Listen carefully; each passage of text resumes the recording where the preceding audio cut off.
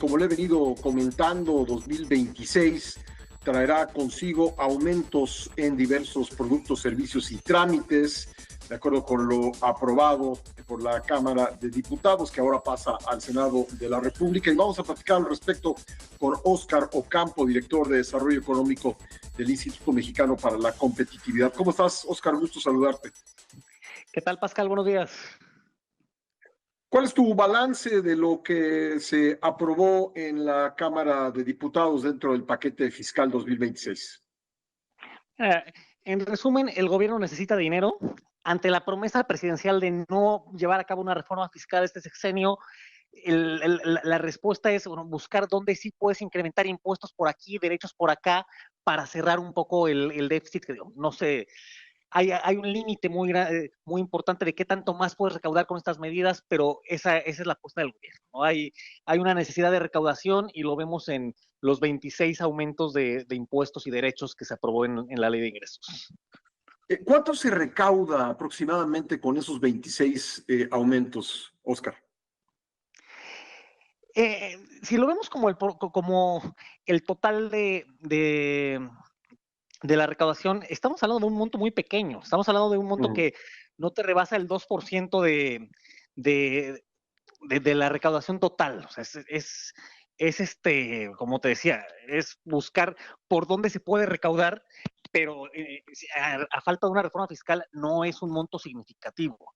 E incluso bajo estos supuestos es todavía menor, porque una parte muy importante o la mayor parte de la recaudación que se plantea en la ley de ingresos no se ha aprobado, y eso es fundamental, que son los incrementos arancelarios. El grueso de la mayor de la subida en los ingresos iba alrededor de este incremento a 1,463 fracciones arancelarias, cosa que se pateó para noviembre por petición de la industria, ¿no? Porque al final te estabas afectando a un universo muy grande de productos. Así es que el impacto para cerrar el déficit es magro, es menor. Recuérdanos cuál es la estimación que hace Hacienda de en cuánto se reducirá el déficit este año y cuál es la meta para 26 y 27. Este año vamos a cerrar en 4.3%, más alto de lo que se esperaba originalmente. 2026, en los precriterios esperaban cerrar en 3.9%, digamos, en la expresión más grande de la deuda, que son los requerimientos financieros del sector público. Ahora, ante la desaceleración económica, se estima que vamos a cerrar en 4.1%.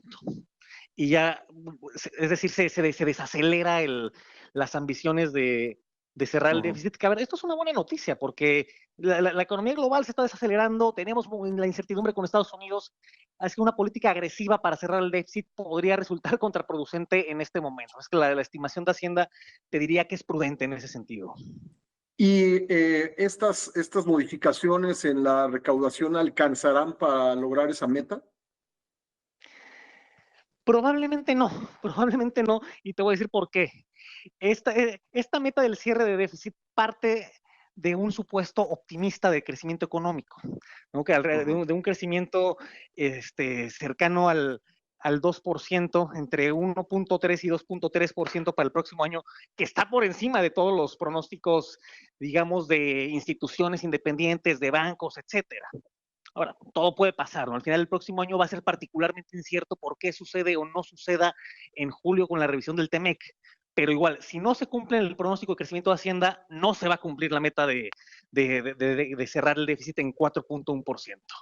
El consenso del mercado anda alrededor del 0.5%, cuando mucho 1% de crecimiento para este año, Óscar. Correcto. El estimado más reciente, que es el del Fondo Monetario Internacional, que salió la semana pasada, es de 1%. Correcto.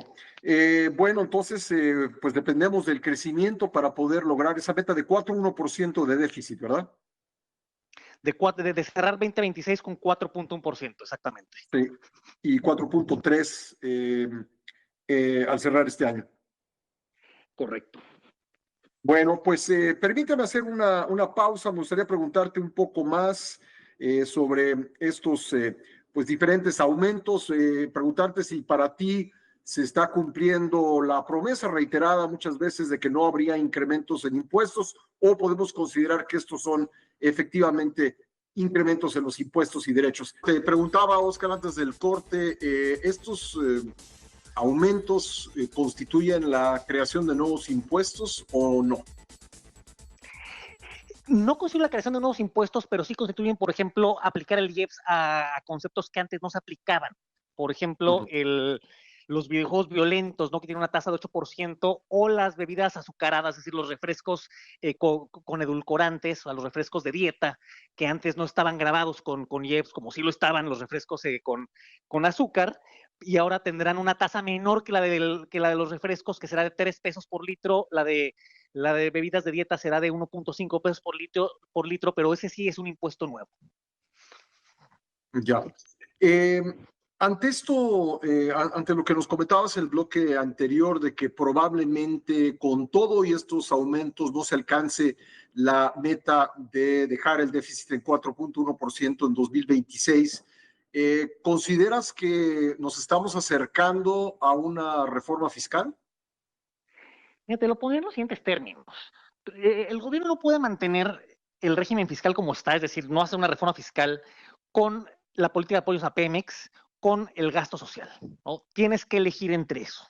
Ya nos adelantaron que los apoyos a Pemex se acaban a partir del próximo año, falta ver que sea sostenible, falta ver que funcione el plan de Pemex, pero en caso de que no, sí vas a tener que replantear tu régimen fiscal. O sea, en el largo plazo la situación no es sostenible. Digo, y esto no te va a reventar quizá en esta administración, pero como estamos ahora, sí es necesaria una reforma fiscal. Te voy a poner un dato. Hace rato que comentábamos qué porcentaje de la recaudación implica estos aumentos. Decía que es menos del 2%, es 0.4%, cuando el gasto de entre 2025 y 2026 va a crecer 5.9%.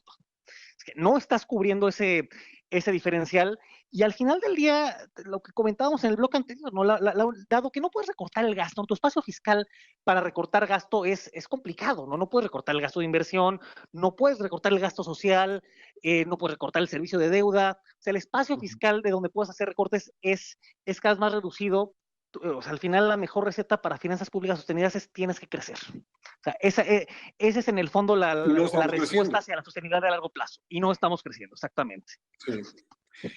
Bueno, a este ritmo, entonces, pues llegará el momento en que no quede otra, porque no va a haber de dónde más recortar. Si no hay crecimiento, lo que va a tener que pasar, pues es una reforma fiscal.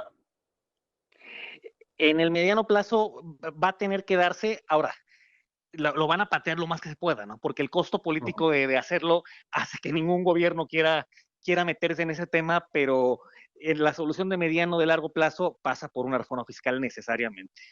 Se antoja difícil hacerlo antes de las elecciones intermedias del 27, ¿no? Parecería que el momento para hacerlo, si es que se hace, sería pasando esas elecciones.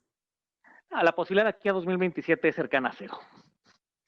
Exactamente, sí. Tendría que ser después, o incluso por como lo ha planteado la presidenta Sheinbaum, no entra en planes durante esta administración. En toda la administración, ¿tú crees que no habría ese escenario? Lo veo poco probable. Veo mucho más probable que en los paquetes económicos, como este es el caso, se busque de dónde se puede subir impuestos, dónde se pueden subir derechos sin meterte a una reforma fiscal integral.